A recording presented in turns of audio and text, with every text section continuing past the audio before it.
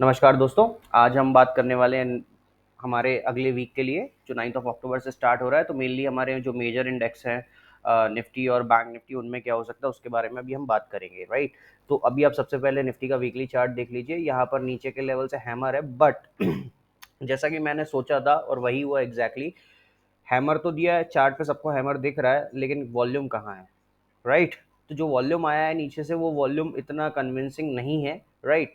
अब ये जो वॉल्यूम कन्विंसिंग नहीं है, इसका आप एक और मेथोडोलॉजी आप यहाँ पे निकाल सकते हो कि क्योंकि यहाँ पर जो बुलिश रेंज यहाँ पर बनी थी, राइट, वहाँ पर एक एग्जिट ये हुआ था और उसके बाद में आपको ये डाउन साइड में दो वॉल्यूम देखने को मिले।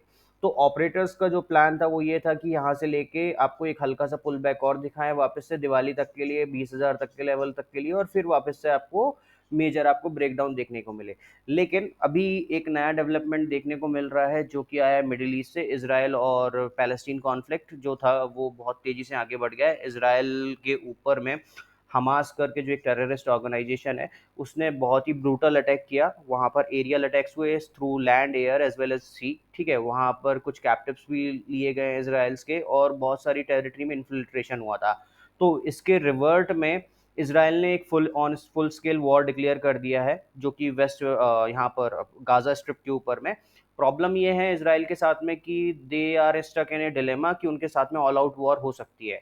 तो नॉर्दर्न बॉर्डर से आपको लेबनान, और नॉर्थ वेस्टर्न बॉर्डर से आपको लेबनान की तरफ से भी आपको एक रिएक्शन देखने को मिल सकता है। और ईरान ने अपना फुल स्केल हैंड सपोर्ट में दिया है हमास के लिए, राइट। तो बेसिकली ओवरऑल शॉर्ट में अगर मैं बोलूँ तो मिडिल ईस्ट में बहुत तेजी से उथल पुथल होने वाली है, और अगर मिडिल ईस्ट में उथल पुथल होगी तो सबसे ज़्यादा इम्पैक्ट आएगा क्रूड ऑयल पे, और क्रूड ऑयल पे अगर इम्पैक्ट आता है तो ये डायरेक्टली इम्पैक्ट करेगा आपकी इन्फ्लेशन पे। अगर आपकी इन्फ्लेशन में अगर कोई भी इम्पैक्ट आता है तो मजबूरन आपके सेंट्रल बैंक्स को इंटरेस्ट रेट बढ़ाने पड़ेंगे। और जो पिछली आरबीआई पॉलिसी गई है उसके इस अकॉर्डिंगली फ्राइडे को जो आपके आरबीआई मैनेजर थे, उन्होंने सिंपलिस्टिक वे में कहा है कि लिक्विडिटी और टाइट होने वाली है मार्केट में। भले ही उन्होंने इंटरेस्ट रेट नहीं बढ़ाया, but the interest rates are going to be staying, they will be staying there. तो अगर ब्याज दरें बढ़ी हुई रहेंगी तो क्या होगा, मार्केट से लिक्विडिटी खिंचेगी, मतलब मार्केट से पैसा कम होगा, और ब्याज दरें उस समय पे ऊंचे रेट्स पे कुछ ज़्यादा समय के लिए रहेंगी। तो नॉर्मल सी बात है, ये थोड़ा सा एक डाउन साइकिल स्टार्ट के लिए एक ट्रिगर होगा इकोनॉमी के लिए। तो जैसा मैंने अपने मंथली या क्वार्टरली वीडियो में कहा था कि आपको ध्यान रखना है, जब तक निफ्टी 19800 के लेवल के ऊपर में नहीं टिकती है, जो कि हमने मार्क किया था 19850 का जो जोन था, राइट। मैं आपके लिए मार्क वापस से कर देता हूँ, 19850 का जोन यहाँ पर इस लेवल के ऊपर में जब तक निफ्टी नहीं टिकती है तब तक मार्केट में कोई बुलिश स्ट्रेंथ आपको देखने को नहीं मिल सकती, ओके। तो आपको बहुत ही सेफ और सिक्योर रहना है अपने लॉन्ग्स के ऊपर में, बिकॉज अब यहाँ पर से दो ही चीजें होंगी। एक, आपको एक एफएमसीजी में आपको एक बुलिश रहने की जरूरत हो सकती है, बिकॉज वॉर सिचुएशन अगर दोबारा से इरप्ट हो रही है, जो कि रशिया यूक्रेन के टाइम पे हुआ था, वही ट्रिगर था आईटीसी के लिए, जहां पर आईटीसी ने एक ब्रेकआउट लेना शुरू किया था। और दूसरा चीज है डिफेंस स्टॉक्स में आपको ध्यान रखना है, क्योंकि डिफेंस के स्टॉक्स में फिर वापस से एक तेजी आपको देखने को मिल सकती है, ठीक है। लेकिन आपको इंफ्रास्ट्रक्चर, बैंकिंग, इन सब इंडस्ट्रीज में खासकर, और थोड़ा बहुत ऑटो इंडस्ट्री में, इनमें सब में आपको प्रॉफिट बुकिंग देखने को मिल सकती है, ठीक है। तो अब बात करते हैं इस पर्टिकुलर आने वाले वीक में क्या हो सकता है, ओके। तो वीकली चार्ट जैसा आप देख रहे हैं, अब मैं आपके लिए थोड़ा छोटा चार्ट 1 आवर के चार्ट पे लेके जाता हूँ, तो आपको बेटर विजुअल्स आएंगे। 1 आवर का चार्ट पे आप क्लियरली आप देख सकते हैं निफ्टी अपने डाउनवर्ड ट्रेंड चैनल को ब्रेकआउट लेने की कोशिश कर रहा था। बट यहाँ पर आप ये एक रेजिस्टेंस लाइन देखिए। ये जो रेजिस्टेंस लाइन है, मैं इसका कलर चेंज कर देता हूँ जस्ट फॉर अंडरस्टैंडिंग पर्पस। तो यहाँ पर ये जो लाइन है, राइट, मैजेंटा कलर में, ये आपकी एक रेक्टेंगल, जो ब्रॉडनिंग रेक्टेंगल फॉर्मेशन हम बोलते हैं, उस फॉर्मेशन में जा रही है, राइट। मार्केट यहाँ से ब्रेक डाउन दिया, ऊपर गया, वापस ब्रेक डाउन दिया, फिर वापस एक बार यहाँ पे पुल बैक लेने की कोशिश की, फिर उसके नीचे का लो बनाया, फिर उसके हाई बनाते बनाते थोड़ा ऊपर तक तो गया, वापस लेवल तक आया, फिर एक मेजर लो बनाया। तो ये यहाँ पे एक डाउन साइड रैली आपको, अपसाइड रैली आपको देखने को मिली वापस से। तो लेकिन अभी तक ये रेजिस्टेंस लाइन ब्रेक नहीं ले रही है, जो कि ब्रॉडनिंग रेक्टेंगल फॉर्मेशन का जो हो सकता है कि ये फाइनल फेज हो आपका छोटे शॉर्ट टर्म के लिए। तो आपको क्या देखना है कि मार्केट कल के दिन में आपका यहाँ पर इस सपोर्ट लेवल को होल्ड करता है या नहीं करता है।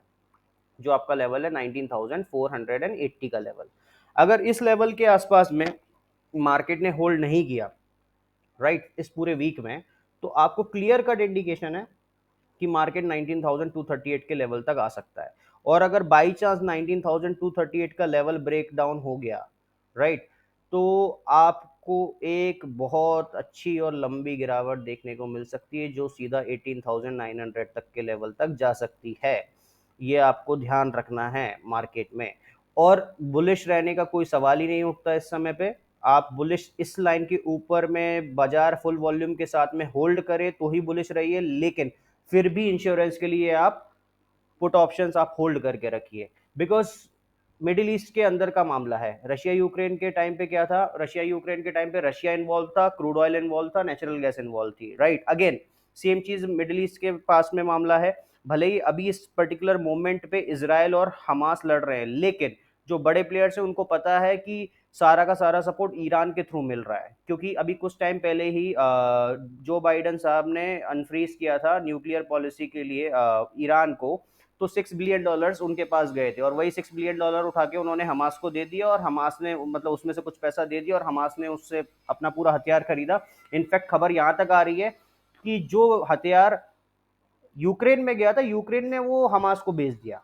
ये तक आ रहे हैं। अब इसमें कितनी सच्चाई है ये तो हम नहीं बोल सकते, लेकिन आपको ये ध्यान रखना पड़ेगा कि मार्केट जो है वो अभी, जैसा हमने मंथ के स्टार्टिंग में वॉल्यूम्स देख के इस लेवल पे हमने जो प्रिडिक्शन किया था, तो बड़े प्लेयर्स को पहले से पता होता है कि क्या होने वाला है, क्या डेवलपमेंट्स है, तो वो अपनी पोजीशंस के अकॉर्डिंगली ही लेते हैं, राइट। उनको पता है कि फंडामेंटल्स कब चेंज होंगे।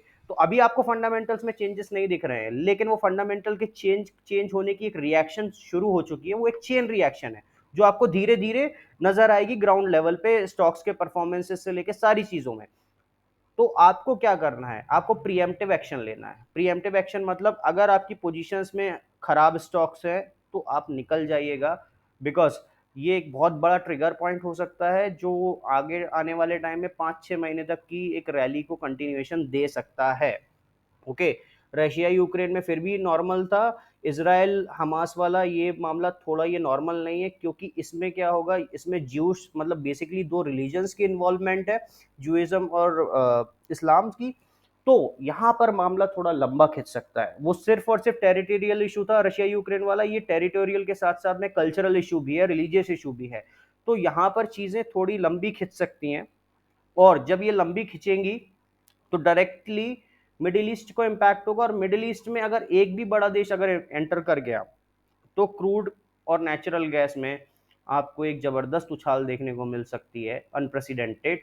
और वो पूरे ग्लोबल मार्केट, इक्विटी मार्केट्स को डिसरप्ट कर देगी। बिकॉज इन्फ्लेशन कंट्रोल में अभी किसी के में भी नहीं है, और अगर वापस से प्राइसेस बढ़ना शुरू हुए तो ग्लोबल मार्केट सह नहीं पाएंगे उस इन्फ्लेशन को, और इंटरेस्ट रेट्स आपको बढ़ाने ही पड़ेंगे ग्लोबल मार्केट्स को। इंडिया फिर भी ये शॉक थोड़ा बहुत ऑब्जर्व करने की कोशिश कर लेगा, इंडिया सर्वाइव कर जाएगा इस शॉक को, थोड़ा बहुत नीचे जाएगा, वापस से उठ के बढ़ना शुरू होगा। लेकिन तब तक, जब तक ये शॉक पूरा खत्म नहीं होता है, तब तक आपको थोड़ा संभल के ट्रेड करने की जरूरत है। बिकॉज मार्केट आपको हैवी गैप अप्स और गैप डाउन्स दे सकता है। ओके, तो ये आपको ध्यान रखना है। तो निफ्टी में जो इंपॉर्टेंट लेवल्स हैं आपको ध्यान रखना है। ऊपर की तरफ में 19,800 का इंपॉर्टेंट लेवल है, जब तक होल्ड नहीं हो रहा है तब तक कोई बुलिशनेस नहीं है मार्केट में, सेल ऑन द राइज का पैटर्न है। आपको नीचे की तरफ 480 का लेवल याद रखना है। 480 अगर इस बार ब्रेकडाउन देता है तो मार्केट बियरिश टेरिटरी में चले जाने की कोशिश करेगा, और एक फाइनल ब्रेकडाउन भी आपको दे सकता है जो 9200 का जो मेजर सपोर्ट है, इधर से भी ब्रेकडाउन मिल सकता है, और आप वापस 19,000 के नीचे जाने का पूरा फुल ट्राई करेंगे, राइट। तो ये जो आपकी पूरी रेंज है 19,800 से 18,900 की, ये रेंज पूरी ओपन है। और जरूरी नहीं है कि 18,900 पे भी रुके, बिकॉज वॉर सिचुएशन में आप प्रिडिक्ट नहीं कर सकते। मार्केट कई बार पैनिक में बहुत ज़्यादा एक्सट्रीम रिएक्शंस देता है। तो जब एक्सट्रीम रिएक्शंस होते हैं तो आपको हर एक सिनेरियोस के लिए आपको स्टेबल रहना है। तो अगला लेवल 18,648 का है, क्योंकि ये डबल बॉटम, ये जो डबल टॉप की फॉर्मेशन थी बड़े चार्ट पे, भले ही आपको ये डबल टॉप छोटे चार्ट पे नहीं दिख रही है, लेकिन ये बड़े चार्ट पे, खासकर वीकली चार्ट पे, ये डबल टॉप की फॉर्मेशन है। ये ये करीबन 1-1.25% का मूव है, तो ये डबल टॉप की फॉर्मेशन में कंसिडरेशन में आता है, ध्यान रखिएगा। तो आपको 18,600 तक के लिए भी प्रिपेयर रहना है कि ये लेवल भी आपको टच करने को देखने को मिल सकता है निफ्टी में, ठीक है। अब बात करते हैं बैंक निफ्टी की।